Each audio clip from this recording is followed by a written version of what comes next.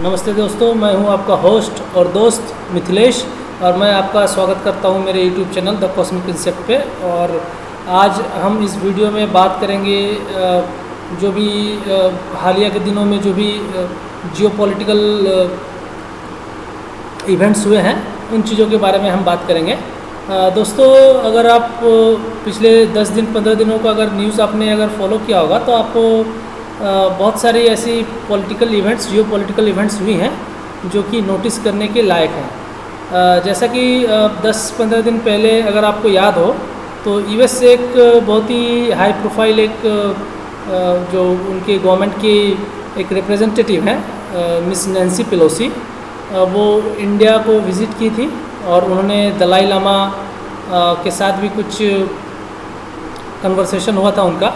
तो एक clear cut message था चाइना को कि now we are going to use the Tibet card against you, क्योंकि चाइना जिन लोगों के साथ व्यापार करता है, चाइना ने बहुत चालाकी से उनसे यह एक डिक्लेरेशन या फिर एक कह लो आप एक कंसेंसस उन लोगों से ये मनवा लिया है कि there is only one China policy. मतलब वो ताइवान को भी ये नहीं करते हैं और वो जो तिब्बत है, तिब्बत तो वो कहने को एक कहता है कि वो ऑटोनोमस रीजन है, बट वो अंडर द चाइनीज़ कंट्रोल ही है पूरा। और चूँकि तिब्बत हमारा जो नेचुरल बाउंड्रीज था, इंडिया का जो इंटरनेशनल बॉर्डर था, वो कभी चाइना के साथ किसी कोने में नहीं था, वो तिब्बत के साथ था।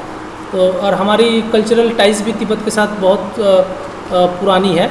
तो अब हमारा जो गेम होता है चालू, इंडिया का जो जियोपॉलिटिकल गेम है, अब वो स्टार्ट हुआ है। अब देखो, यूएस को ऐसा लग रहा था कि यार इंडिया को तो अब अपने खेमे में ले लेना है, उसको गोद में बिठा लेना है, चाइना का थोड़ा डर दिखा के उसको कि चाइना तो हमारे अगेंस्ट ये करेगा वो करेगा, इसकी वजह से हम अब चाइना के खिलाफ एक मोर्चा खोलेंगे तिब्बत का। अब यूएस ऐसा सोच ही रहा था, तब तक एक बड़ा सा इवेंट ऐसा हो चुका कि जैसे ही नैन्सी पेलोसी यहाँ से अपना जो भी टूर है इंडिया का वो कंप्लीट करके वापस जस्ट घर पहुँची होंगी, अपना नाश्ता वास्ता चाय वाय पी रही होंगी, तब तक उन्हें पता चला कि हमारे प्रधानमंत्री मोदी साहब अब रसिया जा रहे हैं, रूस जा रहे हैं। और मोदी जी रूस भी चले गए हैं, उनसे पुतिन की एक बातचीत भी होने वाली है। अब यहाँ पे जो पश्चिमी देश है, मतलब जो वेस्ट है, यूएस है, उनके तो अभी पल्ले नहीं पड़ रहा है कि भाई अब करना क्या है भारत के साथ। भारत हमारे साथ भी रह रहा है, भारत रूस के साथ भी रह रहा है, भारत हमारे प्रतिबंधों के बावजूद रूस से व्यापार कर रहा है, ना वो हमारी सुनता है, ना हमारे कुछ डायरेक्टिव्स को वो मानता है। तो ये अब जो हमारी जो वर्तमान सरकार है, उन्होंने ये क्लियर कट मैसेज हर एक कंट्रीज़ को दे दिया कि भाई आपको जो करना है करो, हमारा अपना स्ट्रेटेजिक एक फ्रीडम है, हमारी एक ऑटोनोमस स्ट्रेटेजी है, हम किसी के फेवर में या किसी के इन्फ्लुएंस में आके अपना जो नेशनल जो फॉरेन पॉलिसी है उसको ना हम लोग कुछ तोड़ करने वाले हैं ना कुछ मरोड़ करने वाले हैं। जो भी हमारा नेशनल इंटरेस्ट में होगा हम उसी के अनुसार अपनी जो भी सारी फॉरेन पॉलिसीज़ हैं उनको हम लोग अडॉप्ट करेंगे। तो ये क्लियर कट मैसेज था दोस्तों वेस्ट को भी कि भाई आप ज़्यादा उड़ो मत, हमारे पास भी बहुत सारे ऑप्शंस हैं। अगर आप सैंक्शंस की हमें धमकी देते हो तो आप लगा दो ना सैंक्शंस लगाओगे कि आपकी कंपनी यहाँ पे उल्टा मार खाएंगी। गूगल का यहाँ इन्वेस्टमेंट है, मेटा का इन्वेस्टमेंट है, और भी अमेज़ॉन का इन्वेस्टमेंट है, बहुत बड़ी बड़ी सारी कंपनियों का यहाँ पे इन्वेस्टमेंट है, तो उनके ही पेट में लात पड़ेगी। तो बहरहाल ये तो हुई प्रधानमंत्री मोदी की रूस की विज़िट की। और एक चीज़ ध्यान दीजिएगा दोस्तों, ये जो प्रधानमंत्री का जो रूसी दौरा है, ये अगर आपने गौर किया होगा तो पिछले 2 टर्मों में जो सरकारें बनी थी एनडीए की 2014 और 2019 में, तो जो भी हमारे राष्ट्रीय अध्यक्ष रहे थे उन्होंने नेबरहुड फर्स्ट पॉलिसी के अंतर्गत जो भी हमारे इमीडिएट नेबर्स थे उनको वो विज़िट करते थे। लेकिन इस बार वो पहली बार हुआ है कि वो इमीडिएट नेबर्स को छोड़ के अलावा वो रूस से मिलने गए थे। देखिए, पहले के ज़माने में जो यूएसएसआर था और हमारे थे, उस समय से हमारी जो मित्रता है, हमारे जो संबंध बहुत ही प्रगाढ़ हैं।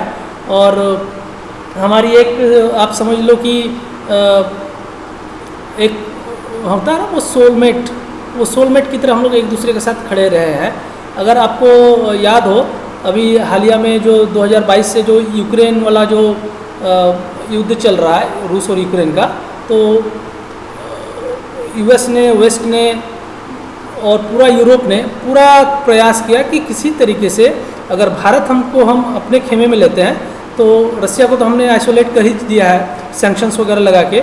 अब अगर भारत जैसा एक बड़ा मेजर प्लेयर अगर हमारी तरफ आ जाता है और रसिया के अगेंस्ट कुछ बोलता है या कुछ स्टैंड लेता है, तो वहाँ पे एक मॉरल डिफीट होगा रसिया के लिए बहुत बड़ा। लेकिन चूँकि रूस हमारा ट्राइड एंड टेस्टेड फ्रेंड है, जैसा कि इजराइल भी है, तो हमारी सरकार ने उस बात को ध्यान दिया और हमने बार बार स्पष्ट शब्दों में किसी भी बॉडी में हो, चाहे वो यूएन हो या फिर कोई भी इंटरनेशनल समिट हुआ है रसिया यूक्रेन युद्ध को लेकर। हालिया में स्विट्ज़रलैंड में एक पीस समिट हुआ था, जहाँ पे जो सारे यूरोपियन देश हैं, जो यूएस के पट्टे हैं, यूक्रेन और आपका उधर का पोलैंड वगैरह, जर्मनी वगैरह, फ्रांस, यूके वगैरह, सब ने एक कहा कि हम एक पीस डील करेंगे, हम एक पीस एग्रीमेंट करेंगे। तो अगर आप कोई समझौता करते हो, मान लो 2 लोगों में डिस्प्यूट है, आपने सिर्फ एक ही व्यक्ति को वहाँ पे इनवाइट किया, मतलब वहाँ पे सिर्फ यूक्रेन इनवाइटेड था, रसिया वहाँ पे इनवाइट ही नहीं था। तो जब 2 लोगों के बीच डिस्प्यूट है, अगर आप वहाँ पे समझौता करना चाहते हो तो दोनों लोगों को मौजूद होना पड़ेगा।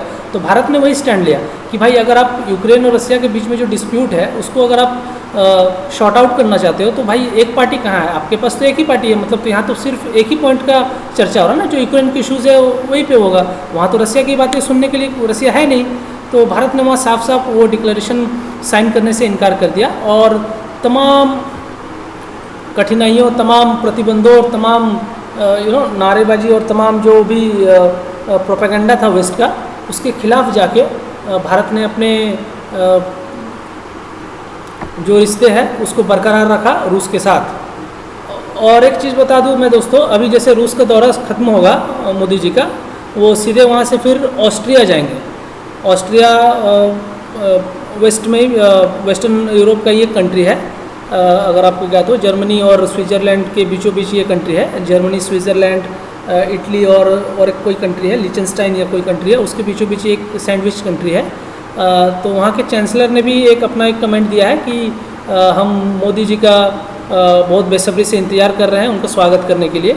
और वहाँ पे जैसा कि अभी कुछ खास निकल करके नहीं आया कि ऑस्ट्रिया के विज़िट में ऐसा क्या निकल के आएगा, गवर्नमेंट टू गवर्नमेंट कुछ डील होने वाली है या फिर कुछ ट्रेड एग्रीमेंट्स होने वाली है या फिर कोई और स्पेस में या फिर कोई किसी और क्षेत्र में कोई कोऑपरेशन वगैरह होने वाली है। तो ये रही प्रधानमंत्री मोदी जी के जो भी विज़िट हो रहा है उसके बारे में। अब और एक ये समाचार आज आ रहा है कि रसिया ने अब हाइपरसोनिक मिसाइल्स का इस्तेमाल करना स्टार्ट कर दिया है यूक्रेन के खिलाफ। आज ही यूक्रेन के राजधानी कीव में बहुत सारे हाइपरसोनिक मिसाइल से रूस ने हमला किया है, जिससे एक खबर आ रही है कि वहाँ पे भारी तबाही हुई है। हाइपरसोनिक मिसाइल्स और जो भी बैलिस्टिक मिसाइल्स है, मैं ballistic missiles, hypersonic missile, subsonic missile, इन मिसाइल के बारे में भी कभी चर्चा करूँगा, लेकिन आज के लिए बस यहाँ पे रहने देते हैं। अगला जो अपडेट आ रहा है दोस्तों वो है रूस से ही, और एक है उन्होंने एक बैटलशिप क्रूज़र अपना एक इंडक्ट कर लिया है, वो वाटर्स में इंडक्ट कर दिया अपने वाटर्स पे। उसका नाम है एडमिरल नाखिमोव। वो अब तक का सबसे बड़ा बैटल क्रूज़र है। ये एक तरीके का युद्धपोत होता है जो वहाँ की नौसेना यूज़ कर रही है। आप फ्रिगेट या फिर एयरक्राफ्ट कैरियर, कॉर्वेट, सबमरीन्स, इस टाइप के चीज़ों का नाम सुना होगा। उसी तरीके से एक बैटलशिप क्रूज़र होता है। तो रसिया ने ये साफ जता दिया है कि वो किसी के सैंक्शंस या किसी भी प्रतिबंध से वो रुकने वाले नहीं हैं। वो अपना स्टैंड बिल्कुल क्लियर कर चुके हैं कि भाई हमारे जो बॉर्डर कंट्रीज़ हैं, जो जिनके साथ उनका जो इमीडिएट बॉर्डर मीट होता है, जैसे यूक्रेन है, पोलैंड है, तो उनका शुरू से एक स्टैंड रहा है कि भाई आप नेटो में मत शामिल होना। ये जो यूक्रेन और रूस का विवाद है या फिर जो युद्ध है वो इसी कारण से है। रूस तो कहता है कि भाई आप यहाँ पे अमेरिकन जो मिसाइल्स है वो हमारे बाउंड्रीज़ पे तैनात कर दोगे, हमारे इमीडिएट बाउंड्रीज़ पे, तो उसका तो सुरक्षा का एक मसला हो जाता है। तो हमें भी ये चीज़ समझनी पड़ेगी कि अगर रूस यूक्रेन के ख़िलाफ़ कुछ अगर ऐसा कर रहा है तो वो सही कदम है उसके लिए, उसकी सुरक्षा के लिहाज से। दोस्तों, एक बहुत ही अच्छी खबर निकल के आई है। अगर आपको याद हो, प्रधानमंत्री मोदी जी ने या जो हमारी वर्तमान सरकार है, उन्होंने एक बहुत ही बड़ा एक निर्णय लिया था अपने कार्यकाल में कि हम मेक इन इंडिया को आगे लेके जाएंगे। बहुत सारे लोगों ने, बहुत सारे इंटेलेक्चुअल्स ने इसकी निंदा भी की, उनका बहुत मजाक उड़ाया कि मेक इन इंडिया बस एक अफवाह है, ये है वो है। बट दोस्तों, मैं आपको ये बताने में बहुत खुशी हो रही है कि देखिए, हमने 2 साल के अंदर, विद इन 2 ईयर्स, हमने एक स्वदेशी टैंक तैयार किया है, लाइट वेट टैंक है, उसका नाम है जोरावर। तो जोरावर लाइट वेट टैंक को हमारे इंडिया में सक्सेसफुली उसको प्रोड्यूस किया गया और उसको मैन्युफैक्चर करके उसे आज इंडक्ट कर दिया जाएगा बहुत ही जल्दी। और वो LAC है ना, LAC line of actual control, line of actual control जो है वो चाइना के साथ हमारी लगती है, और जो लाइन ऑफ कंट्रोल है LOC वो पाकिस्तान के साथ लगती है।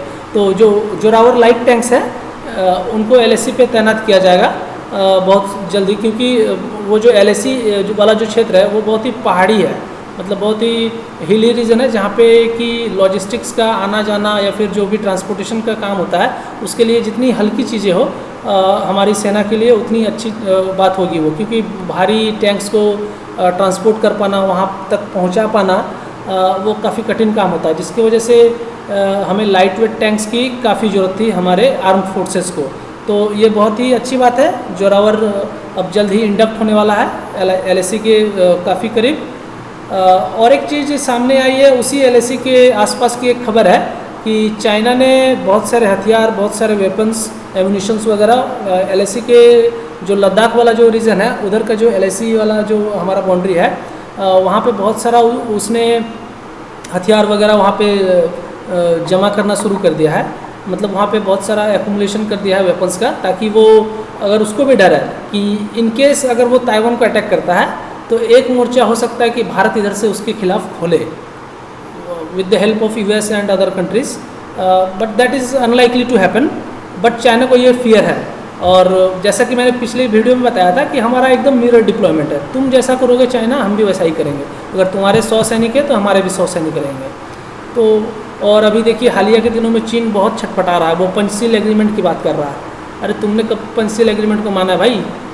तुम तो हमारे जो क्षेत्र है, जो हमारा सॉवरेन टेरिटरी है POK, जो पाक ऑक्युपाइड कश्मीर है, वहाँ पे तुमने अपना CPAC का प्रोजेक्ट ले गया, वहाँ से सड़क ले गए, वहाँ से और भी अपने प्रोजेक्ट्स लिए, तब आपको पंचशील एग्रीमेंट की याद नहीं आई? अभी आप इंडिया को ज्ञान दे रहे हो कि इंडिया और चाइना ने पंचशील एग्रीमेंट साइन किया था, ये है वो है। तो बहुत सारी बातें हैं, ये तो चाइनीज़ प्रोपेगेंडा है।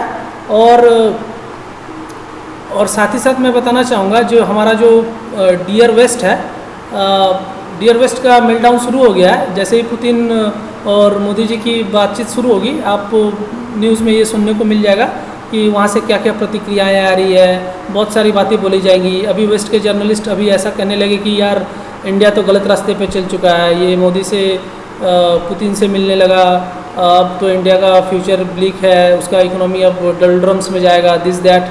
तो ये सब बातें आज तक के लिए मैं बस फ़िलहाल इतना ही बात करूँगा। मैंने जैसे बताया कि मैं आगे की वीडियो में और भी अपडेट्स या फिर और भी कोई ऐसा इन्फॉर्मेशन आपके साथ शेयर करने की कोशिश करूँगा। माफ़ कीजिएगा दोस्तों, आज मुझे काफ़ी लेट हो गया ये वीडियो अपलोड करके यहाँ पे आपके सामने प्रेजेंट करने के लिए। बट मैं कोशिश करूँगा कि जल्द से जल्द आपके लिए एक नया वीडियो, एक नया इन्फॉर्मेशन जल्द से जल्द आपके लिए प्रस्तुत कर पाऊँ। इसी के साथ साथियों मुझे इजाज़त दीजिए, आपसे अनुमति चाहता हूँ। आप सभी दोस्तों को, अभी सभी सब्सक्राइबर्स को, मेरे सारे दर्शकों को बहुत बहुत धन्यवाद। और फिर से मैं आप लोगों से अपील करूँगा कि आप मेरे वीडियो को लाइक करें, सब्सक्राइब करें और वीडियोस को ज़्यादा से ज़्यादा शेयर करें, ताकि जो भी हमारे भाई बंधु या फिर दोस्त यार या फिर जो भी भाई बहन है, अगर उनको किसी बहलावे में या किसी एक इन्फ्लुएंस में रखा जा रहा है तो वो चीज़ों को समझ पाएँ और वो अपनी एक ओपिनियन या अपना एक राय बना सकें राष्ट्रीय सुरक्षा के मामले में। बहुत बहुत धन्यवाद दोस्तों। जय हिंद, वंदे मातरम।